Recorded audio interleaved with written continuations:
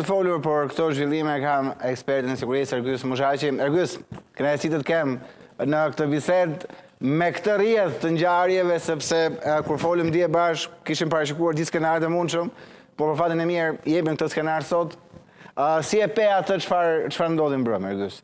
Se padyshim edhe ti besoj se si gjithë ata që ndjekin qoftë për informacion, qoftë për profesion, ke qëndruar deri momentin e daljes së armë pushimit. Apo jo, e ke ndjekur këtë zhvillim? Përshëndetje themi. Më vjen keq që do të zgënjej, ja futa gjumit më.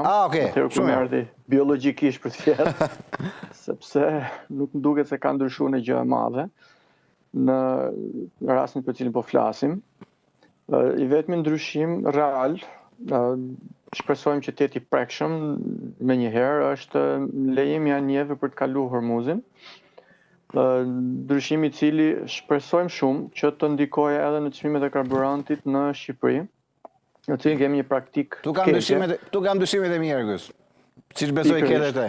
I ke edhe ti këtë dyshim. Kemi një praktik shumë keqe, reflektojmë shumë shpejt ngritjet e çmimit për shkak të situatave specifike në botë, siç ishte lufta me Ukrainën, me Rusinë, siç është kjo lufta tani, apo ngjarje të tjera të rëndësishme të botës, por nuk reflektojmë fare ose reflektojmë shumë pak pastaj kur duhet mu tërheq ky çmim edhe nuk po i ngjahen vendeve të rajonit. Dhe gjëja më e rëndësishme që na ndikon ne në këtë konflikt, përtej kornizës së madhe globale, është pikërisht ekonomia e xhepave tanë, edhe patrupësia me cilën zhvatemi sistematikisht. Nuk i ngjajmë dot as Maqedonisë, Veriut, as Kosovës, ku me farë mënyrë kemi edhe faktorin shqiptar që bën pjesë në bashkëqeverisje në Maqedoni apo qeverisë në Kosovë, edhe nuk po arrijmë dot që t'i ngjajmë minimalisht atyre. Ky është elementi më i rëndësishëm që besoj që është rënë dakord faktikisht për të ndryshuar. Për sa i përket pjesës tjetër, është akoma pa qartë se si do të vendosin palët për të vazhduar. Pse? Kjo nuk është një marrëveshje apo një armëpushim dy palësh. Pra nuk është një armëpushim i realizuar nëpërmjet midis Iranit edhe Shteteve të Bashkuara të Amerikës, por si vetë natyra e konfliktit është shumë palësh. Pra Irani me gjithë Ergjys, ka vlerë për ty në këtë formë apo jo? Pra është më i vlefshëm kështu apo vetëm mes palëve të përfshira? Një armëpushim. Atë po analizojmë. Okej.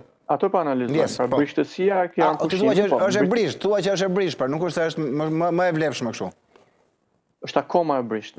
Është akoma e brisht sepse siç po analizoja, aktorët të cilët janë përfshirë aty janë të shumtë. Nuk janë dy palë të cilët mund bien dakord me njëri tjetrin, po janë të përfshirë në mënyrë të drejtë për drejtë apo në mënyrë të tërthortë shumë aktorë që përkufizojnë polet e balancave botërore sot. Pra, nga njëra anë janë Shtetet e Bashkuara të Amerikës dhe aleati i tyre Izraeli dhe do të dëshironin të ishin gjithë anëtarët e NATO-s, cilët kanë shprehur rezerva të fuqishme gjatë këtij konflikti, gjatë kësaj lufte, për sa i përket sulmit që u bë ndaj Iranit. Nga ana tjetër kemi një Iran i cili ka në prapavijen e tij në mënyrë të padiskutueshme Kinën, i cili besoj që e ka edhe Rusinë, specifikisht për këtë rast, sepse parimisht e ka në shumë çështje.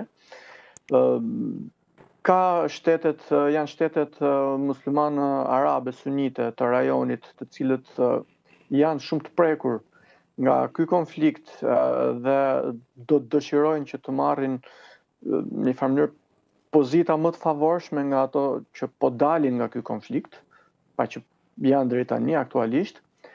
Për mendimin tim është një Turqi shumë e disfavorizuar në këtë rast.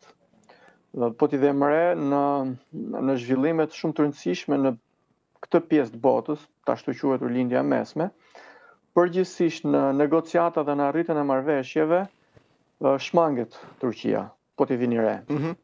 Pra edhe kur filloi lufta e tetorit midis Izraelit edhe po e quajmë Hamasin, tash se nuk mund të themi Palestinën. Nga njëra anë, vazhdimisht, edhe pse Turqia ofroi që të merrte rolin e negociatorit, shmangej, u realizua nëpërmjet Katarit, ajo marrëveshja që arritën të bëjnë atëherë dhe që nuk u zbatua akoma. Edhe në këtë rast u realizu një lloj negociati, një lloj negocimi nëpërmjet Pakistanit.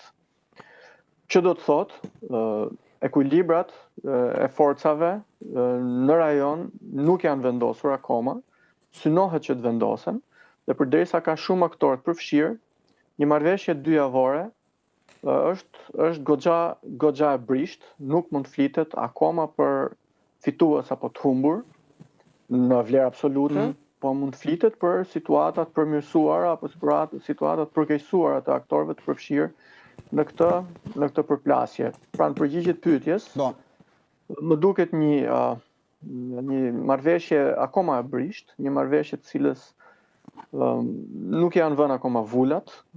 Vulat nuk mund të jenë 1 apo 2. Të gjithë aktorët ndërkombëtar të rëndësishëm, Amerika, Rusia,